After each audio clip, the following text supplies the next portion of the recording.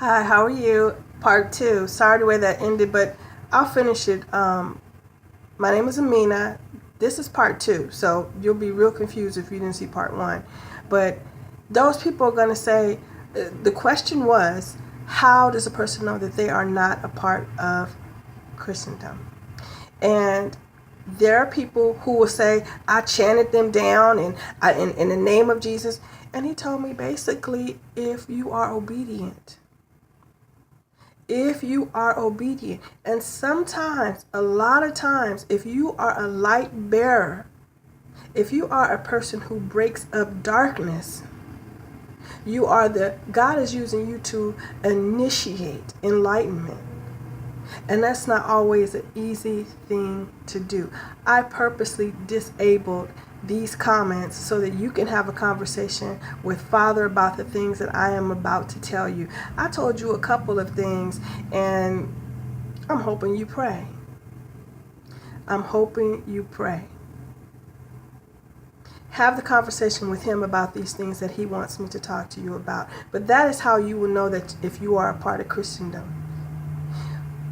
Father asked me, why is it that the humans are getting, and I have no blood get on my hand, but he asked me, and I thought that was an interesting question. He said, why are the humans so upset, the Christendom, why are they so upset when I invite other people into my presence?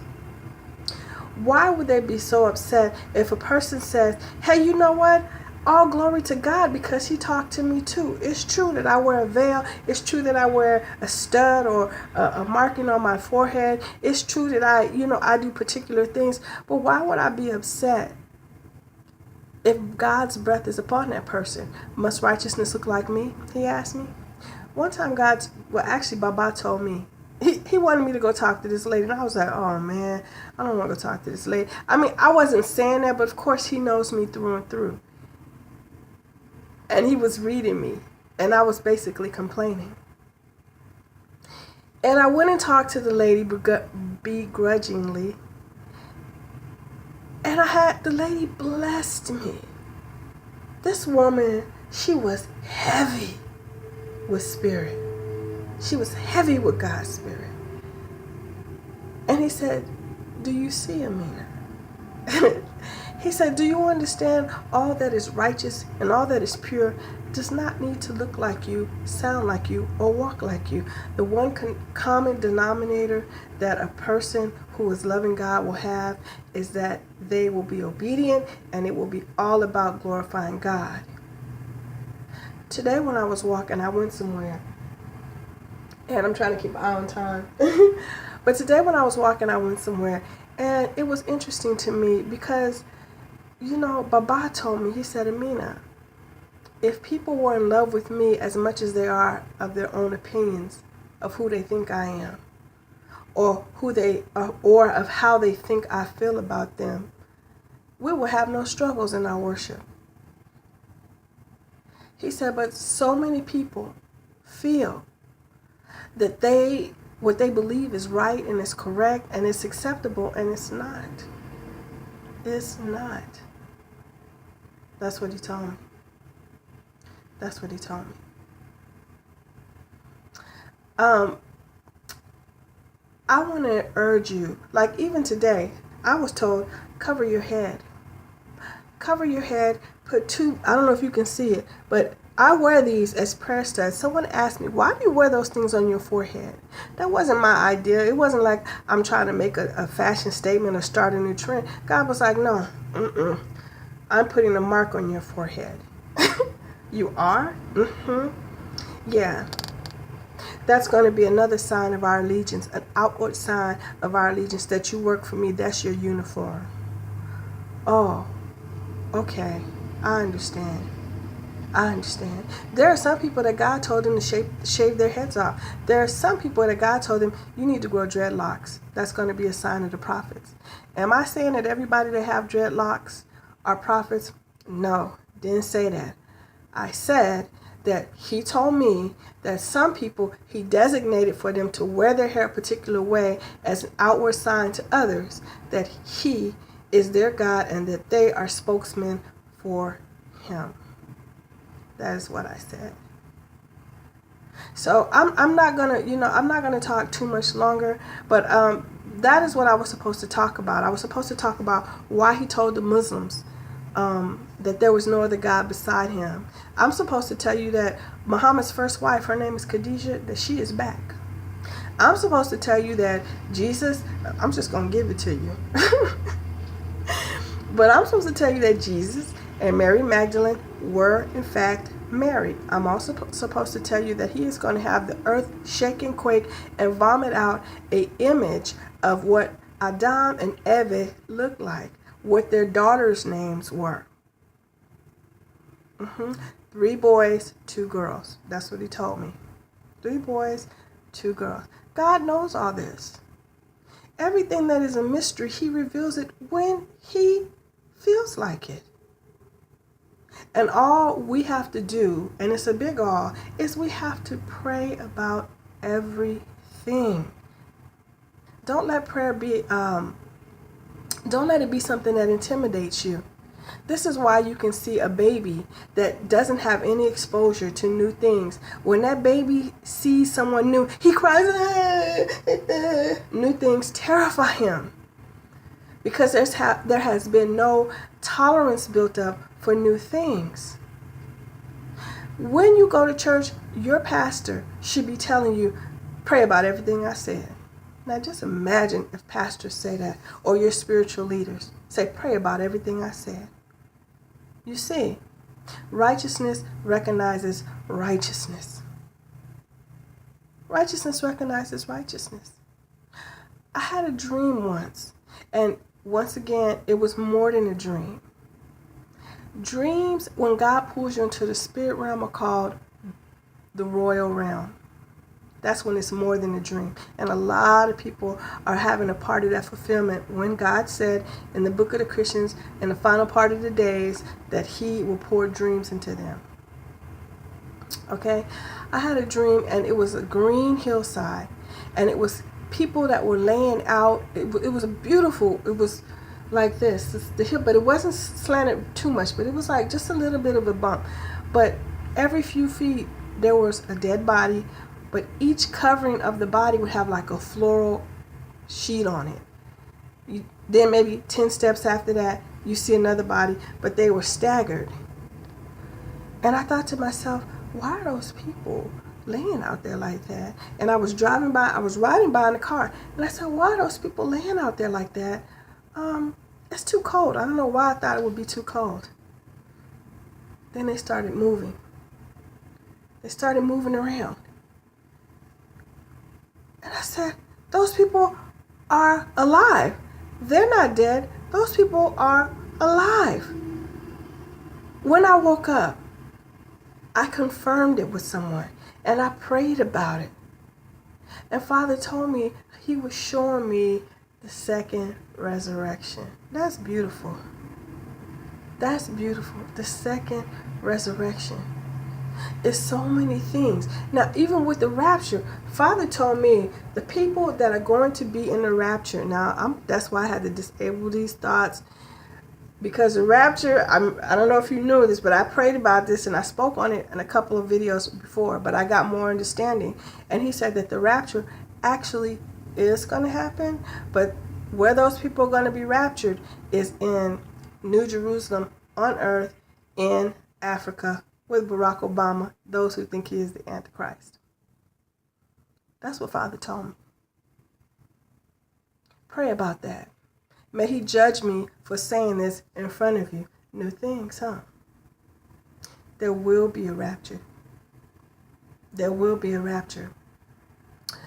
Those people that are raptured, okay, I have to get deep. I'm sorry. Those people that are raptured are the ones who refuse to leave with Barack Obama. Barack Obama. Those who refuse to leave with him.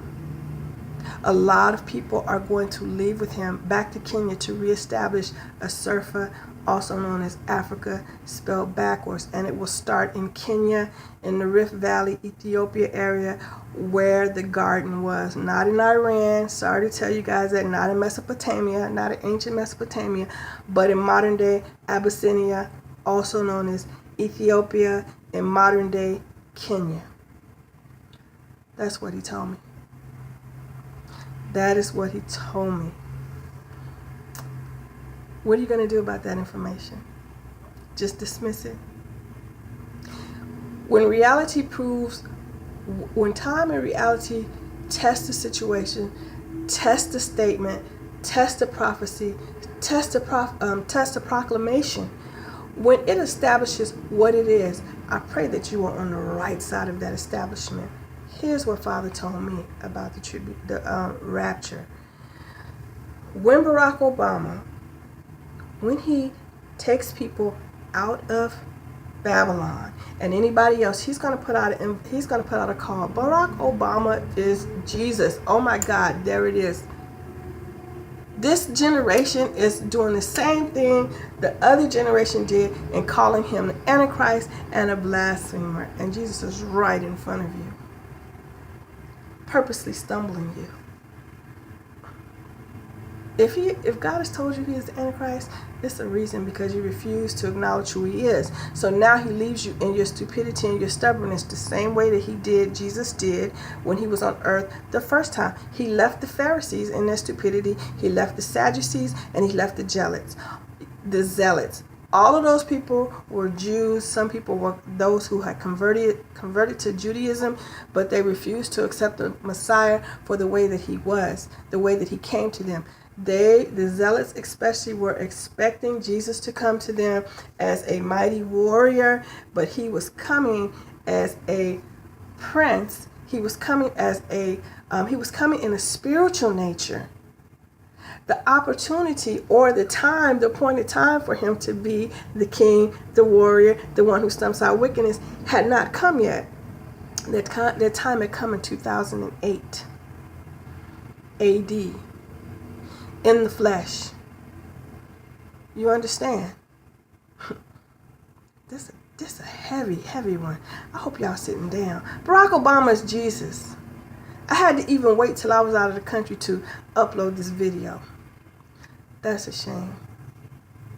If he could be the Antichrist, by God, he could certainly be Christ then. The Antichrist, let me go ahead and tell you, is Satan in the flesh. Everything gets pushed to the flesh. Everything.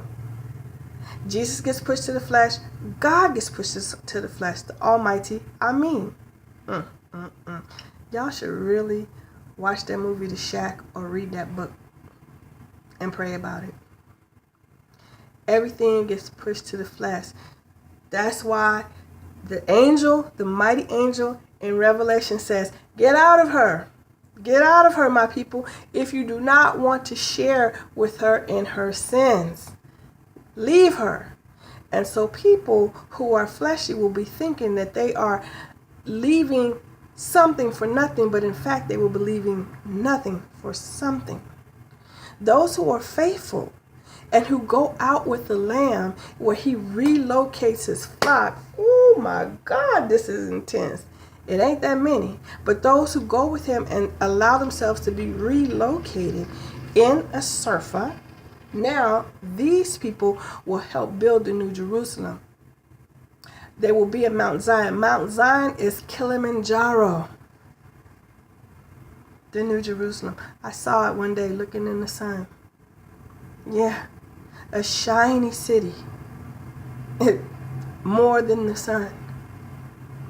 So those who refused to go, who insisted on staying here with Christendom, who insisted on not praying, on not fasting, who were totally into what they believed, which was not true, or which may have been partial truth, but they didn't have enough faith. So now when they start seeing these things happening and they start seeing these bowls poured out on Babylon, now they're praying, right? Timing. So what God allows them, all of this is what God has told me. Oh my goodness, may he judge me if I haven't stuck my fingers in any of this water. It's all pure water. all sins and everlasting life. It's deep though. You got to swallow hard. So those who did not listen, these are the ones that are left behind, who get their behind spanked a little bit. You should have known. The scriptures say that when the master comes, there will be some who do not recognize him, and he had to told you it was me. Told you it was me. So now that sword that's sticking out of his mouth in Revelation, when he on war, he has to war with you. He has to jack you up a little bit. You made a war with him. You said he wasn't your Christ. The devil, the demons misled you. Right now, Satan is in the abyss. When Barack Obama, when Muhammad sat on the throne in Washington, D.C., January 19th, 2008, he had dethroned Nataz. Satan spelled backwards. Heavy, huh? That's real deep. Yeah. And he had been sitting in Washington, don't care, judging us. That's why in 2008, 2006, a lot of people started having dreams and being called. Yeah. So those people who did not listen to him are going to be disciplined. You're going to see a lot of stuff. You thinking that you're going to click your heels and go, and the rapture's going to go? No, baby, you got to pay the price. Everybody will be persecuted. You don't escape it. Everybody has an accounting. Even Nebuchadnezzar, when he threw those 3 Hebrew boys, a lot of people don't understand this. When he threw Shadrach, Meshach, and Abednego into the furnace, 7 years later, I'll use good language, that so-and-so became an animal for 7 years. There's 7 completes again. Yeah. So there's a price to pay for being disobedient and not following the shepherd. When he said, get out of Babylon, now he got to go retrieve you. So when you are caught up, you are literally caught up in a spiritual vessel. I've seen it in the sky. And you are not going to heaven, but you are going to New Jerusalem. But now you will come in humility and one of shame and humiliation because you did not recognize the shepherd. But you will be lovingly invited back in. So no, I don't want to be caught up in the rapture. Thank you, but no thank you. No, thank you. I want to be one of the ones who follow the shepherd out of Babylon when he said, let's go and reestablish Africa. And by that time, Africa, the geographic makeup of Africa is going to change into the shape of a heart. Let me see if I can see. The shape of a heart. That's what he told me. And then Mecca, this is where the Muslims going to get real mad, but I'm supposed to say this too. Mecca's going to be cut off from Saudi, and it's going to make up that. So there'll be no way for them to navigate on how to get to a surfer, aka Africa. So now Saudi is going to be reigning heavy and hard with Sharia law in America. And they become the new Babylon before a short amount of time. He will use them for a short amount of time, and then things will be going on, and they're going to go, what are those people, Amabos, Obama spelled backwards, Obama's going to get remarried. Michelle's going to die in the earthquake, her and her kids. This is heavy, but I'm supposed to tell you. It's a lot getting ready to go on. Part 2. You ask for a sign. You ask for a sign. If you can't remember all of this and it is just too much for you to remember, just simply go, Lord, what part of that is not true? And ask in a pure heart. Rebuke the demons. How do you get rid of a demon? Rebuke them mofos. Ask God to show you how to hate them. Ask for a heart of pureness. Now, do any of this sound like this is unreasonable? Would a person that's deceived tell you to pray? Please. Would a person that's deceived tell you, may God judge me? Please. God gives it to who he wants to. I'm making all things new. When God tells you to cover your head, cover your head. If you got to do it with a sheet, Cover your head. The first time God told me to cover my head, I was in this place. He said, cover your head because my robe is going to be hitting the corners of this place today. And I'm dropping some stuff off. All right. May it be as you wish, Father. May it be as you wish. What else is there for me to tell you? Pray about the rapture. Pray about everything. Is Jesus, is Barack Obama, is all of those people one wrapped in is it all the same person? That's what you want to find out. Know who you are hating. Know who you are loving. There is a separating work. There is a separating work. And once you are on one side, you do not get to cross back over to the other side. My sheep will know my voice. They will hear my voice, they will know my breath, and they will follow me to no matter where I go. A lot of people, even with the thought of the rapture, I asked Father this, and he said, Amina, a lot of the people who are thinking about the rapture, it's once again for selfishness. Even with that, they're being judged. Do you want to be in the rapture to escape what? What's about to come? That's natural. That's natural. But do you want to serve God for no matter what's about to come? That's really the way to look at it. God, no matter what happened, even if I'm caught in all this silliness, may I rely on you. And that won't be such a new thought because you're relying on him now. Kiyamet. That means judgment day. Things are different. Things are different. Open your heart, your mind, and your senses to him. Rebuke silliness. Rebuke ignorance.